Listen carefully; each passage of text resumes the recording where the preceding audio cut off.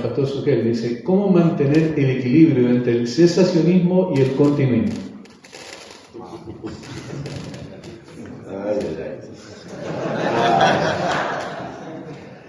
Yo me alegro que la pregunta no haya sido una defensa o del continuismo o del cesacionismo, y yo no voy a meterme en ese tema, sino voy a responder la pregunta. De todas maneras, no sé si sí,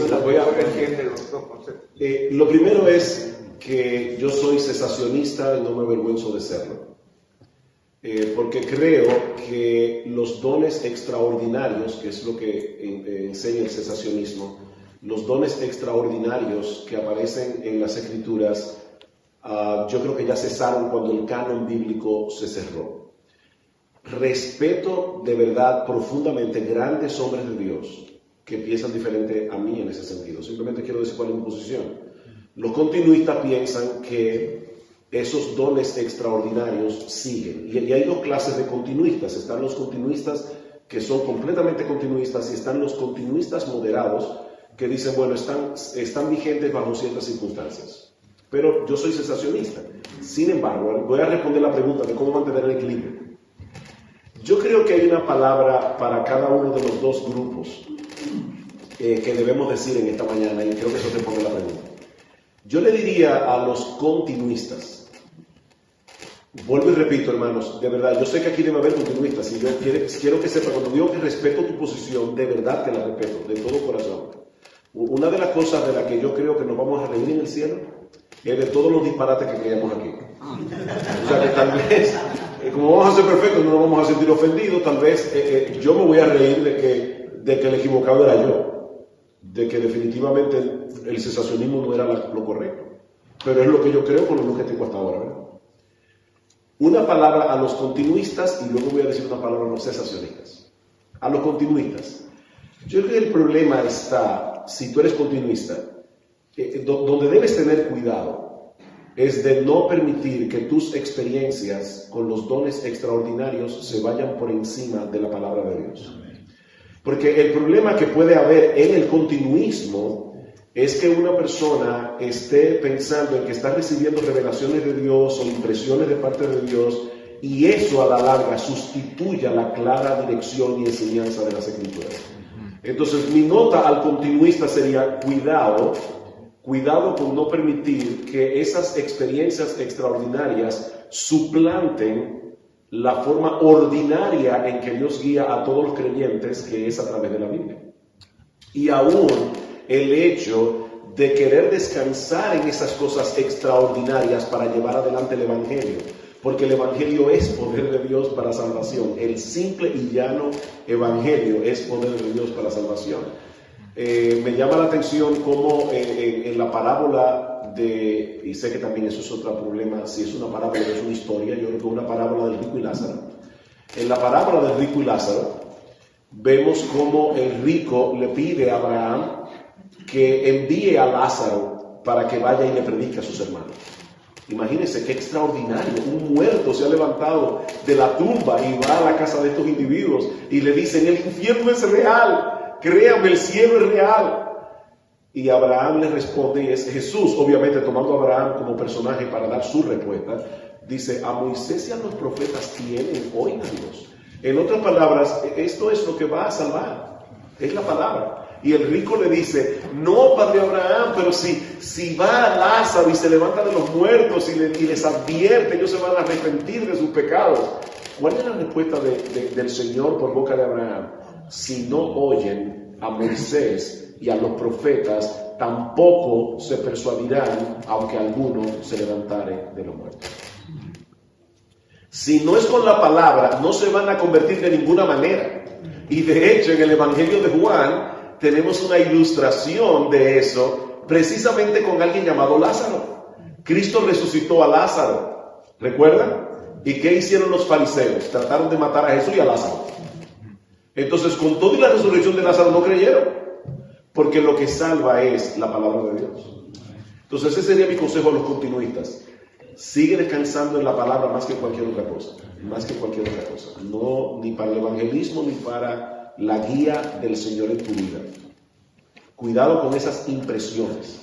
¿Saben cuántas veces nosotros hemos oído personas que dicen, wow, eso fue del Señor? Mira, yo hice tal cosa y de repente llegué y me encontré con no sé quién. Y al poco tiempo se da cuenta que esa decisión fue una decisión equivocada. Entonces, esas impresiones no siempre son reales. Ahora, unas palabras a mis hermanos cesacionistas.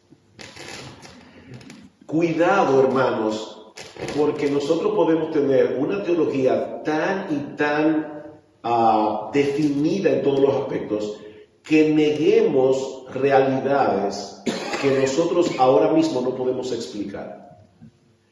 Yo siempre he dicho, yo soy cesacionista, pero Dios no lo es. ¿En qué sentido? En el sentido de que Dios es Dios. Dios es Dios, y en un momento dado, Él hace cosas que de verdad yo no tengo una explicación. O sea, yo no veo hoy día en las iglesias lo que yo veo en el Nuevo Testamento. Personas haciendo milagros a diestra y a siniestra, la sombra de Pedro sanaba personas. Yo no veo eso hoy. Yo no veo personas hablando en lenguas en el sentido en que yo entiendo las lenguas nuevotestamentarias, que de repente se pone a hablar chino, francés, alemán, sin haberlo estudiado. No lo veo. Pero yo sigo creyendo que Dios es Dios. Y que Dios en situaciones extraordinarias puede hacer cosas extraordinarias. Entonces yo le diría a mis hermanos cesacionistas, no dejen de ver a Dios obrar en situaciones que de verdad, que yo no tengo una explicación. Yo no sé cuántos de ustedes han leído la vida de John Patton, pero a John Patton le llamaban el rey de los caníbales. John Patton fue de misionero a las Nuevas Hébridas, donde toda la población era caníbal, eran salvajes.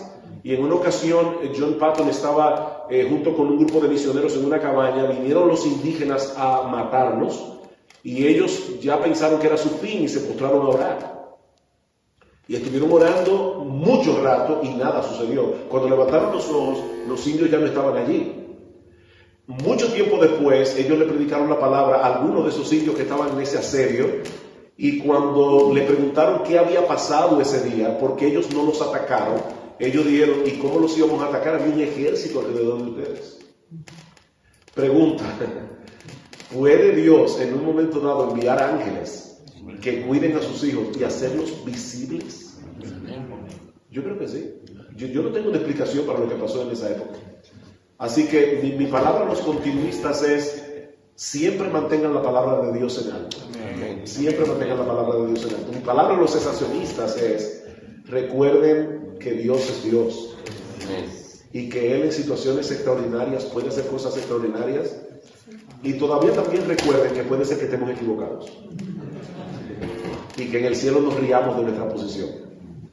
Así que eso sería mío, para equilibrar. Pero vuelvo y repito, yo no voy aquí a tratar de demostrar porque yo soy cesacionista. Yo no creo que esa es la pregunta.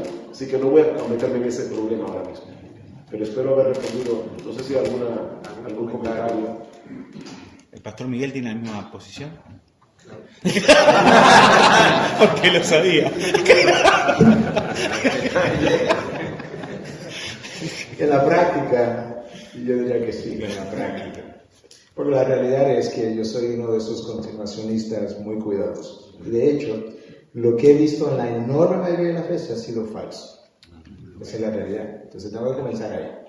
Primero, yo no soy continuacionista porque la experiencia me ha demostrado lo bueno que estas cosas son. La experiencia me ha demostrado todo lo contrario. Pero de nuevo, al igual que Sugel, yo no quisiera elaborar aquí toda mi defensa acerca de por qué soy continuacionista. Pero para buscar un terreno común de algo que Sugel decía, y yo creo que eso es bueno en muchos de los debates, es ver qué tenemos en común. Porque cuando comenzamos a ver lo que tenemos en común, al final tú terminas entendiendo que quizás no estamos tan lejos. Sugel decía que él no duda que en ocasiones extraordinarias Dios pueda hacer cosas extraordinarias. Bueno, yo creo que eso es exactamente como yo veo los dones. Yo creo que Dios usó los dones en la iglesia primitiva porque eran circunstancias extraordinarias. ¿Qué tenía de extraordinaria la iglesia primitiva? Bueno, por un lado, no había una Biblia. Por otro lado, la gente que estaba en las iglesias, la mayoría no sabía leer ni escribir, muchos de ellos por lo menos.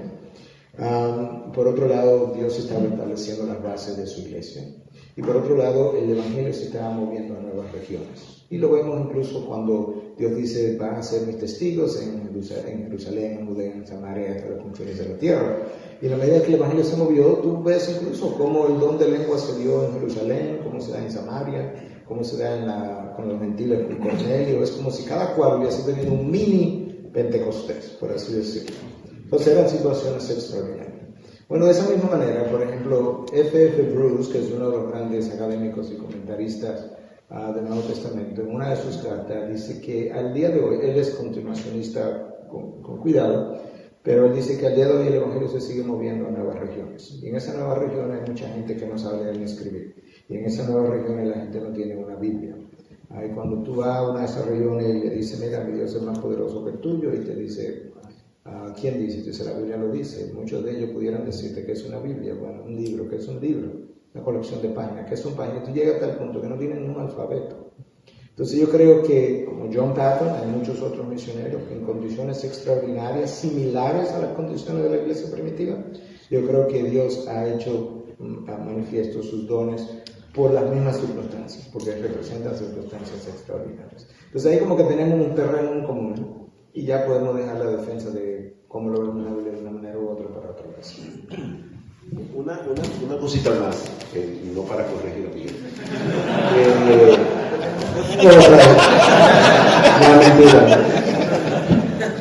No, lo que iba a decir era, yo conozco la posición de Miguel y él conoce la mía.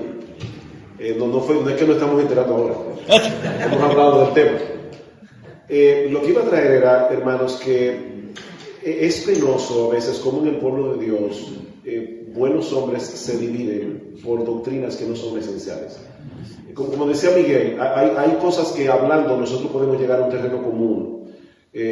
Yo sé que cuando nosotros invitamos a Miguel a predicar en nuestra iglesia o en alguna de nuestras conferencias, yo no estoy esperando que Miguel de repente comience a profetizar o a hablar en lengua, no lo estoy esperando.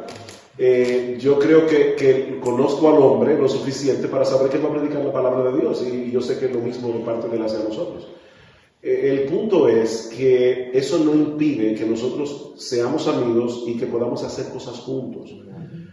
Y creo que eso es una nota que no quisiera dejarla pasar por alto, porque de verdad, hermanos, a veces nosotros nos separamos de hombres que son buenos hombres en el sentido bíblico, ¿no? Yo sé que nadie es bueno,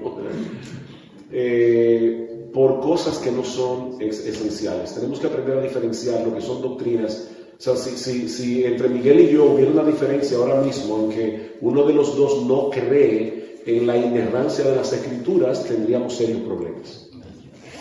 Porque eso es una doctrina cardinal. Si alguno de nosotros no creyera en la Trinidad o no creyera en la muerte sustitutiva de Cristo, en la muerte vicaria de Cristo, tendríamos problemas. O en la justificación por la fe sola. Esas son doctrinas cardinales. Pero si tú eres continuista, tú eres cesacionista, eso no es algo esencial del Evangelio. Entonces simplemente decir eso, hermanos, seamos celosos con las doctrinas. Yo creo que había un puritano que decía que la iglesia debe levantar paredes doctrinales bien claras. Una iglesia que no tenga paredes doctrinales claras va a sufrir de sida espiritual y teológico, un síndrome de inmunodeficiencia adquirida. Esa iglesia va a ser afectada. Cada vez que llegue un nuevo virus teológico, se va a afectar porque no hay paredes. Pero cuidado, hermanos, con levantar paredes doctrinales tan altas que no nos permitan darle la mano a los hermanos verdaderos que están del otro lado de la verja. Entonces levantemos paredes doctrinales, pero no lo levantemos tan alto. Nosotros podemos levantar paredes que sean menos altas. Yo recuerdo en una conferencia hace unos años en Ligonier que estaban en un panel Rabí Zacarías, Al Mohler y el Dr. Sproul. Y una persona publicó una pregunta porque decía, ustedes hablan mucho de que somos reformados, y dicen, ustedes no dan la posibilidad de que estén equivocados en este tema de la soteriología o cualquier otro. Y entonces yo recuerdo que el Dr. Mohler respondió, bueno, aquí sentado en este panel está el Dr. Sproul, que es presbiteriano, yo que soy bautista, uno de los dos está equivocado. Eso está claro. O sea, hay uno de los dos que tiene un sistema de iglesia que en el cielo descubriremos que no es así.